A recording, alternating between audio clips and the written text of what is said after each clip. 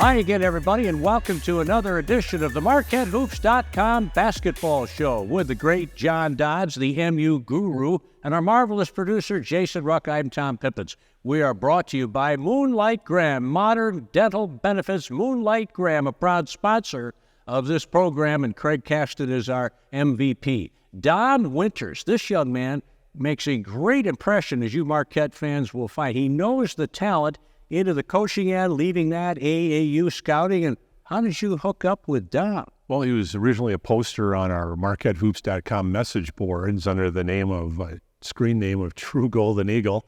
And he came up with great information, and pretty soon he became a favorite on our board.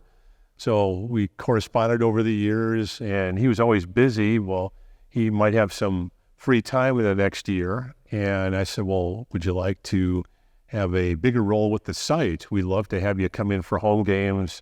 We'd love to have your, maybe send you out to some AAU events and just scout because you have an eye.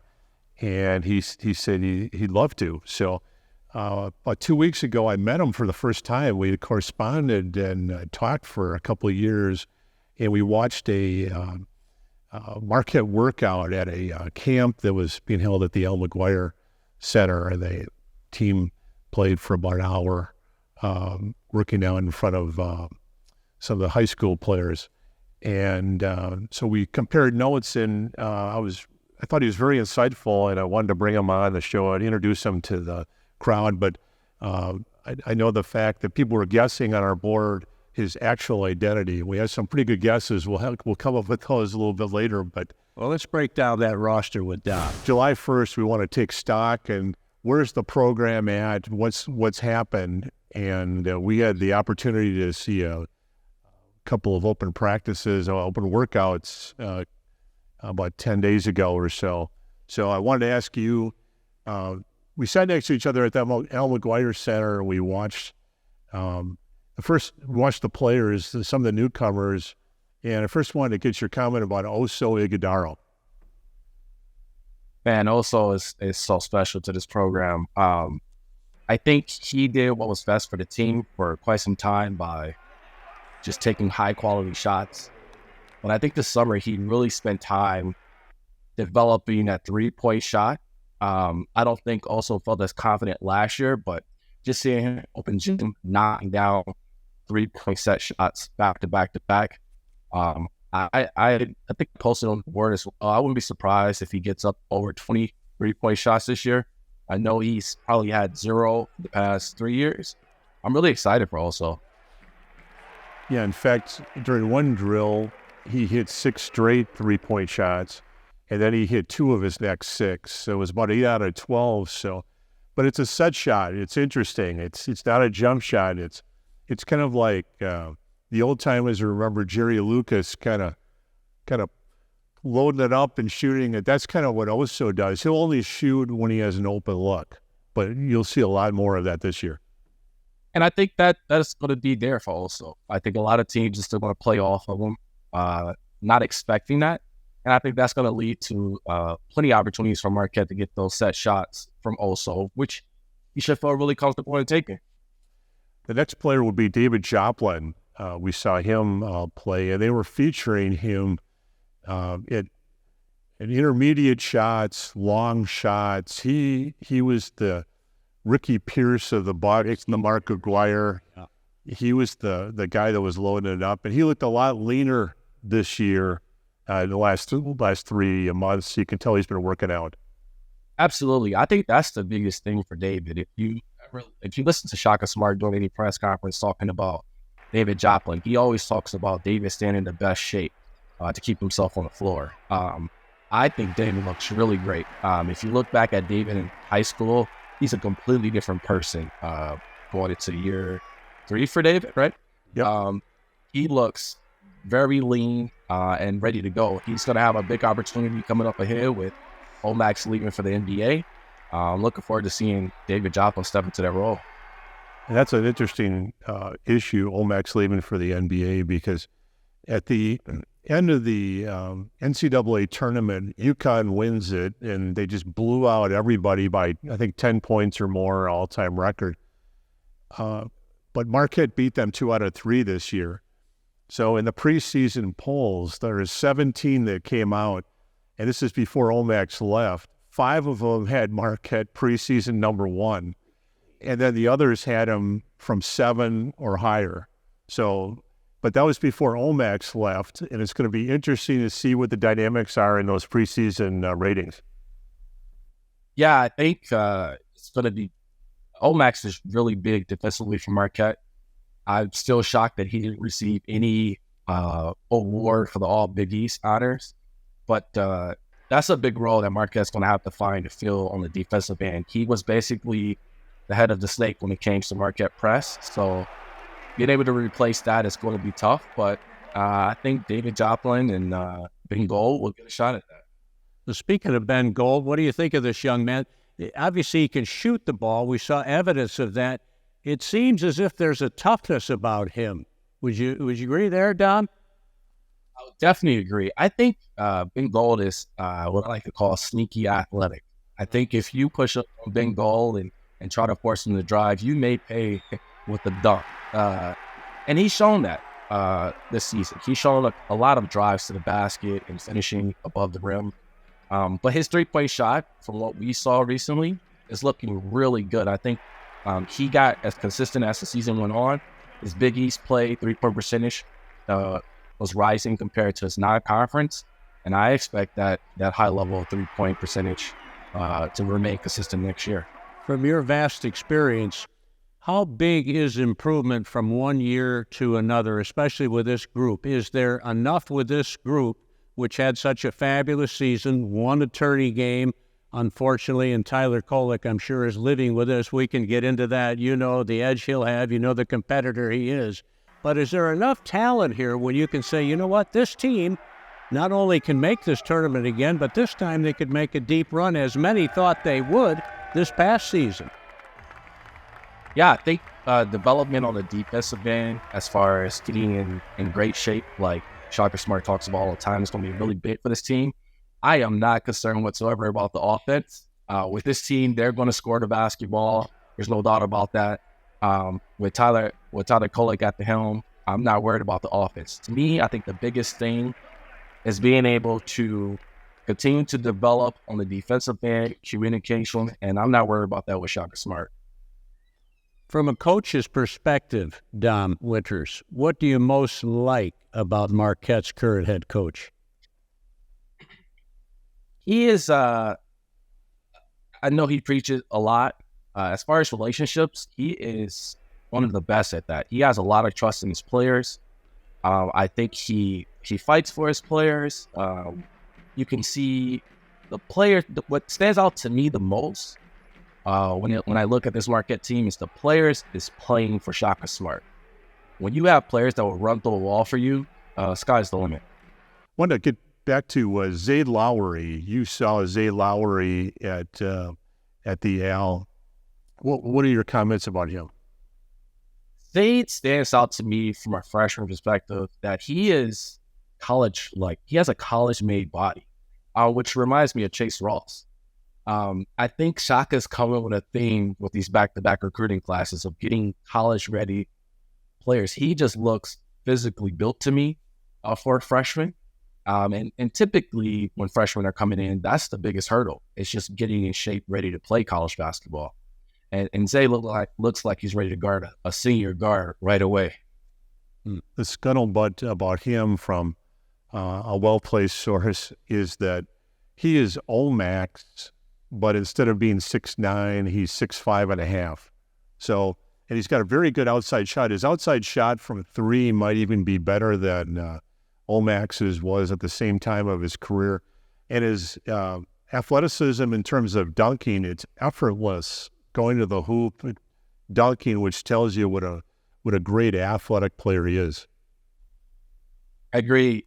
Zay played in one of the best prep school conferences in the U.S. last year, and he was one of the top three-point shooters in that conference, which is very competitive. And just seeing him shoot the ball, just quick release, effortless, I'm really excited for what's to come for him.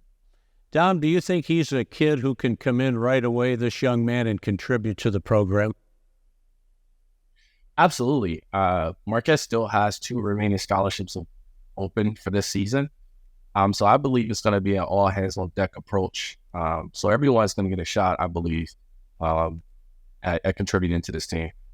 You mentioned Chase Ross. Boy, he impressed on occasion last year. Yeah, he is. Chase Ross was definitely the biggest surprise to me. He impressed me every time he got in the game. I didn't expect as much from Chase Ross, but he definitely showed me a lot. Guarding the best player on their team, being a great slasher for this team, being a hustle player, being great with the EGBs, as Shaka Smart like to call out. He's very exciting to watch, and I think he's going to get more opportunity to put that on display this year. I think this could be a big breakout year for Chase Ross as he figures out the referees and what he can and cannot do. Agree. He's, like I said, coming in last year as a freshman, he's just so physically built. I was really impressed just seeing him driving through the lane, finish against 5s and 4s. He's an exciting player to watch. I can't remember the last time Marquette had such an athletic guard like this. So he's exciting. All the players have improved, but if I had to point to one player who's improved the most, Stevie Mitchell. Stevie Mitchell has gotten stronger. His 3-point shot was locked in, and teams would let him shoot last year. They dared him to shoot. This year, I wouldn't do that if I were them. And also, the defense is just physical. It's Charles Woodson of the Packers playing on a court. And when I was asking some of the sources about Zay Lowry and Trade Norman, they said they're getting the heck beat out of them by Stevie Mitchell. They can't do anything. He's physically overpowering them, but that's great. They're going to get used to it. Yeah, I think hats off to Todd Smith. These players are really developing with the training and strength program that they're on. You can just see it in Stevie from his freshman year to now. Just locking down the best defender, even AJ Hoggard in the Michigan State game. Stevie gave Marquette that boost that they needed to physically D him up. Who was a bigger guard, 6'4", a little heavier. Stevie held his own. About Cam Jones, this kid was at Vermont. They beat in that first round, remember, and Cole get injured, and he struggled. And my goodness, 18, 20 points in a row. This kid, when he's in the zone, he's in fuego, isn't he, Doug? Absolutely. I remember watching Cam Jones for Team Thad when he committed to Bojo. And I was so impressed by how crafty he was with the basketball. And, there was questions on if he could do that at this level. And I think he's proven everybody wrong. Like, yes, he can. And to be able to finish the way he can with the basketball back and forth with his left and right was very impressive. And he's done a good job getting to the line a little bit more, drawing some more contact. But yeah, Cam Jones is the type of player, if you don't pick him up when you get off the bus, you could be in trouble. A crafty Cam Jones. I think that's a perfect word, Dom, to describe him with that ball. I just wouldn't play. If I saw him in the pool hall, I'd go to another table because he has all the angles near the hoop. Yeah. I've never seen. Sam Worthen is the only one I can compare it to, where he comes in and he doesn't quite have the elevation now to the hoop, but he can shoot the angles and he's got the flip shots. He looked much stronger, and he can go to the hoop now. He can't dunk with ease now like Stevie Mitchell can. Stevie Mitchell can now dunk with either hand running down the lane. He couldn't do that 2 years ago. Yeah, and you've seen that in a lot of players. Just looking back, Justin Lewis, his development under Todd Smith was night and day from when he came in. Theo John, looking what Theo looked like when he left. Yeah, exactly. So there's no question Todd Smith deserves all the credit that he received from Marquette fans for the job that he does with the players. And we've mentioned him a few times. He is the strength and conditioning coach. Dom, over the years, this seems to have become such a big part of the game today. Yeah, college basketball, the strength and training coach is a coach. It's a part of the team. And as I mentioned earlier, if you have freshmen that come in and they're a little weak, they can get pushed around, especially in the league like the Big East. So it's really important that players take the training and strength seriously, because it really pays off. Just to go over the rest of the roster, there's a freshman coming in by the name of Trey Norman. He's 6'4". He's from Boston, Massachusetts. He was voted the top defender in New England, I saw, in one award. And he and Chase Ross and Stevie Mitchell and Cam Jones, if Shock ever put those guys out, Sean Jones, if he ever put those guys out, that's maybe the best defensive guard core in D1. If you look at the build of Marquette's team, they're going to pick up full court every day. And not having that big, like UConn has, these 7-footers, these bigger guys, you really need to apply pressure on the ball. And I think Marquette's been really successful with applying that pressure on the ball while they're fronting the post and getting in these passing lanes. I'm really excited for Trey Norman to come in and make an impact. And then Al Amadou, I wasn't able to see him during the workout. He went back to Philadelphia for his high school graduation. But from what I've heard, he's a great rim protector, can really get out on the floor and run, is extremely quick. Yeah, Al's one of the most athletic wing/post players, I believe, in the Big East Conference for a freshman. He is finishing above the rim like no other. And the way Marquette offense runs, those lob passes is going to be there for him. I can't wait to see him make an impact on his team. I think, once again, with those 2 scholarships still open, it should be all hands on deck. Al should get a really legit shot of some player minutes. We think about Stevie Mitchell. To me, he's a glue guy. He's the glue to the team. The heart and soul of the team, obviously, was Tyler Kolek. Injuries notwithstanding, he didn't play nearly up to his potential in the postseason. It would be unfair, of course, to single out one player, but obviously his not being able to play up to his ability, especially against Michigan State, did the Marquette's undoing an early exit in the big dance. What do you think about Tyler? You know what a great competitor is he? I can't imagine. He has been thinking about this since he walked off the court against the Spartans. I wouldn't be surprised if Tyler went and asked Marquette to schedule Michigan State right there. He is such a competitor, but he's also such a good teammate. To be an elite passer that he is, he's really worked on his game, finishing around the rim. And now that his 3-point shot is getting around that 40% mark, he's going to be a big problem this senior year, especially with that chip on his shoulder after that last. One of the big things coming up in the summer is the 2024 recruiting class. Early signing is coming up in November, and Marquette has 2 commitments so far. Demarius Owens from Western Reserve Academy in Hudson, Ohio. He's a 6'8", 190-pound player. And then Royce Parham from North Hills High School in Pittsburgh. He's a 6'8", 200-pound power forward. When I look at Parham, I see Justin Lewis, kind of a young Justin Lewis. Very good shooting touch. He'll shoot 9 for 9 from the free throw line, which is very good for a big like that. Could he become Terry Cummings? That's my hope. I see a little also on Royce's game. He is he's one of the most efficient players in EYBL, which I believe is one of the best AAU circuits there is. So he reminds me also in the sense of taking high quality shots. As Daz said, he's really good from the free throw line.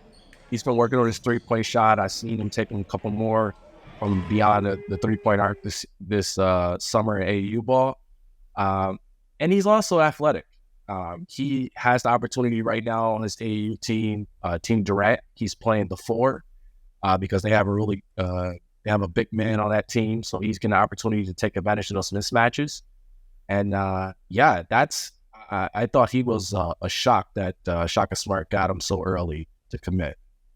And then what do you think of, what's your take on Demarius Owens? Demarius Owens is really exciting. I think I mentioned this to Dawes in the past. He reminds me of Jamil Wilson. He's a pick and pop threat, but he could also finish around the rim. Any lob passes, any fast breaks, he's in the passing lanes. He's an exciting player to watch.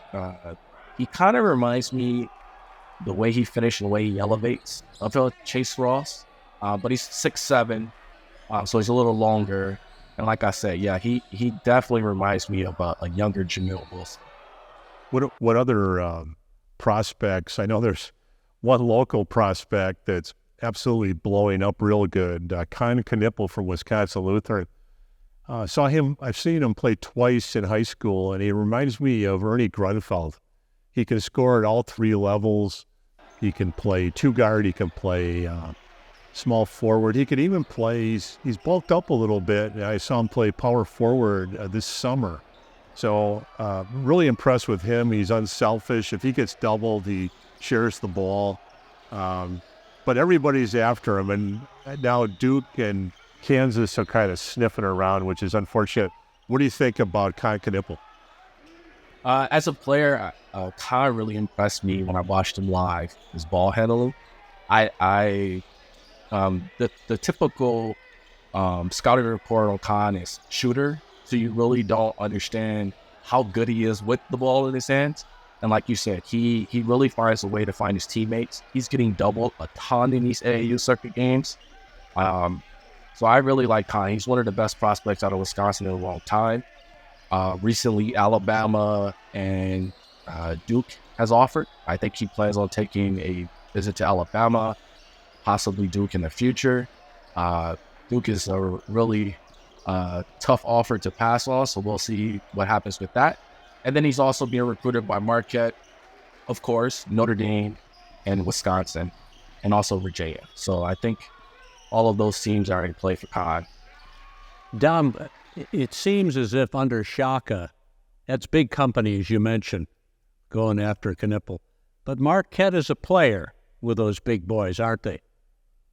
Yeah, Shaka has stated multiple times he really doesn't care about the rankings, which I don't blame him. He's found a lot of gems that were not ranked in the top 100. However, Con is the highest ranked player that Shaka Smart has offered. And I don't see him backing down. I think it's all hands on deck with his recruitment. And I'd like to see how this one plays out. There's some other players Marquette's been in on, and I suspect they've been blowing up a little bit. So, and Marquette's been expanding the number of players that they're looking at. A lot of late high risers, which are fine. They might ultimately be better players, but that tells me there's a lot of competition involved. Sir Muhammad and Isaiah Abraham are two of them. Yeah, Isaiah Abraham is he's a really athletic player. Reminds me of a little Omax as far as his versatility on the court. He has been basically the defensive stopper on one of the best AAU teams in EYBL. He's been recruited by Marquette along with UConn. I believe UConn has come on strong as of late. We'll see where that recruitment goes. I know there has been a couple crystal balls for UConn, and like it may be leaning that way, but you just never know. With Sir Muhammad, he's been recruited by Virginia Tech, Marquette, Notre Dame as well. I really like Sir Muhammad's game. He's a 6'6" point guard. He's been playing point guard in the AAU circuit recently, and on the Team Curry, I believe. Virginia Tech has been recruiting him the longest, and there is rumors that they've been offering him the opportunity to play point guard, which I think would be great at the next level. But yeah, those are the big three for Marquette right now: Con, Sir, and Isaiah. I also want to look at the 2025 class. There's some local players, including one from Wauwatosa West. Kai Rogers was a big 6'10", athletic kid, played for Playground. He's a big recruit for Marquette. Wisconsin's also involved. I think he's going to take a trip to Iowa State. I've also posted his visit recap from Iowa State. He's a really exciting prospect. Also, Amir Allen. He's with IMG Academy. He's an athletic guard slash wing, 6'6", really tough, athletic. I see he just recently competed at the Wisconsin camp. Evan Flood, also some really good highlights of him there, finished above the rim. We wanted to have a big reveal and kind of have fun with the board that today was going to be the day that we introduced Dom Winters to the public. That he was true Golden Eagle on the board. And we came up with some pretty good guesses. And here's some of the guesses that we said, who is true Golden Eagle? And we put that on the board. And here are some of my favorites. First of all, one person said he's really Greg Elliott. Another one said he's Wojo from Utah. Another one said Joey Hauser from Utah, now playing with Wojo in Utah, which is hard to believe. Yeah. Another one said Jim Ganzer, IWB, a source who was always in the know, who had more contacts, who has more contacts than Bausch and Lomb. We always said that. Good one. Jimmy Hoffa. DB Cooper, the hijacker. You get them all. I got 47 Marquette. Right. Oops. John Harris's free throw coach. Niv Berkowitz, who was the point guard in 2005. Lloyd Moore, the big center who never worked out in 1982. Anthony Candolino. I was just thinking about him. Are you kidding me? Don, you attract them all, man. And then I hate this. My personal favorite was from another website who said True Golden Eagles is really the burner account of John Dodds. So those were the guesses. So we wanted to give props to the board for coming up with that. Dom Winters, part of the MarquetteHoops.com basketball show, brought to you by Moonlight Graham, a proud sponsor of the program. Craig Caston, we thank you so much. Modern Dental Benefits, Moonlight Graham. Speaking of Dom and your great site, where can people go, all these great fans, to find out more? Right. If you'd like to see an archive of this show or another show, go to MarquetteHoops.com. It's in the top left-hand column. Just below that, if you'd like to subscribe to our site, there's premium information and content that you can subscribe to regarding Marquette, and then that allows you to get information throughout the whole family of websites in the network. And also, since 24/7 Sports is owned by CBS Digital, you also get a free subscription to Paramount Plus if you subscribe to our site. That's a $110 value. You're able to see the entire library of CBS movies and TV shows. So it's really a great deal. If you want to subscribe, please do it through our site. He covers all the bases, end line to end line. He's the 6'6" jumping jack out of Marquette. John Dodds for JD and our producer, Jason Ruck. I'm Tom Pippins. Thanks, everybody, for tuning in to the MarquetteHoops.com basketball show. We'll see you again. Until then, God bless and go Golden Eagle.